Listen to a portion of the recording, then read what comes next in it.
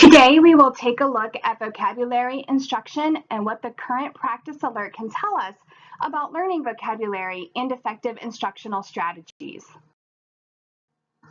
Vocabulary knowledge is a spectrum which ranges from having no knowledge at all about the meaning of a word to having a deep understanding of the word, including multiple uses in different contexts and symbolic meanings.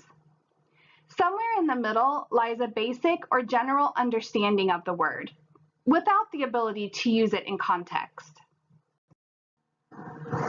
Indirect learning works for typical students, but students with learning disabilities need explicit instruction.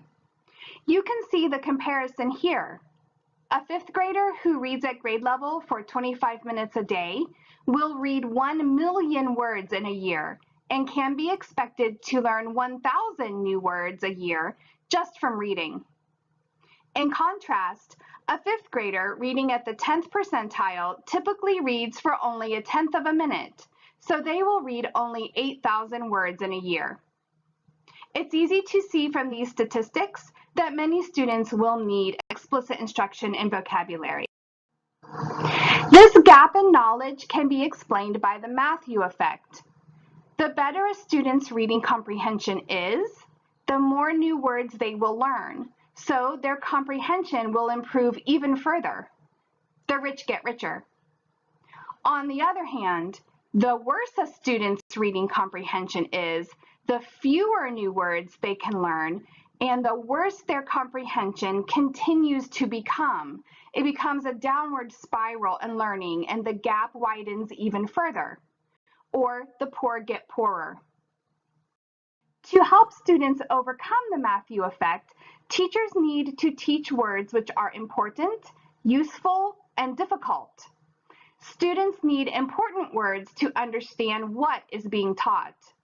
They will need to be able to use and recognize useful words. They will need to learn that difficult words can have more than one meaning or be idioms.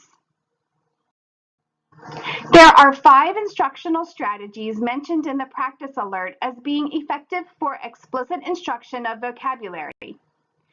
Keyword mnemonics, cognitive strategies, fluency building practice activities, direct instruction, and computer-aided instruction.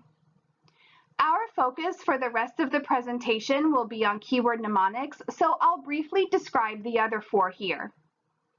Computer-aided instruction uses software for teaching and practicing vocabulary. However, it should be used with caution because the results from it haven't been as consistent as some of the other strategies. Direct instruction uses structured and scripted instruction which incorporate drills and practices. And fluency building vocabulary practice activities are very similar, but they also incorporate peer tutoring activities. These 2 methods are effective overall, but the last 2 strategies, cognitive and keyword mnemonics, have been more successful. Cognitive strategies include things like categorizing, comparing and contrasting activities, cloze activities, mind maps, and other graphic organizers to aid students in acquiring new vocabulary. We'll move on to our discussion of keyword mnemonics. When we think of this strategy, we should think of the 3 R's: recoding, relating, and retrieving. Let's take the word oxalis, which means clover-like plant.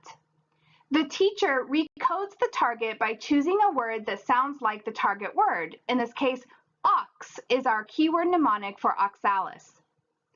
The teacher creates a visual of an ox eating a plant to relate the word to an image, and students retrieve the target word by thinking of the ox eating a plant. So, oxalis means clover-like plant. Look at this example of a keyword mnemonic illustration. We see the target word oxalis along with the mnemonic keyword ox and the definition. The visual of an ox eating a plant helps students retrieve the definition. When the teacher asks for the definition of oxalis, the student first retrieves the keyword mnemonic ox and relates it to the image of the ox eating the plant. Then the student can retrieve the definition of oxalis, a clover-like plant. There's good research support for keyword mnemonics for instruction of both concrete and abstract vocabulary. Also, this strategy has been demonstrated to help students retain the new information for longer periods of time beyond the initial learning. The recoding of a target word from abstract to concrete by using a visual is effective for helping students who learn well from visual images. To sum up, students with learning disabilities or who struggle with reading benefit from explicit instruction in vocabulary. These 5 strategies are all effective, but cognitive strategies and keyword mnemonics are particularly helpful. Finally, here are a list of references used for this presentation. Thank you.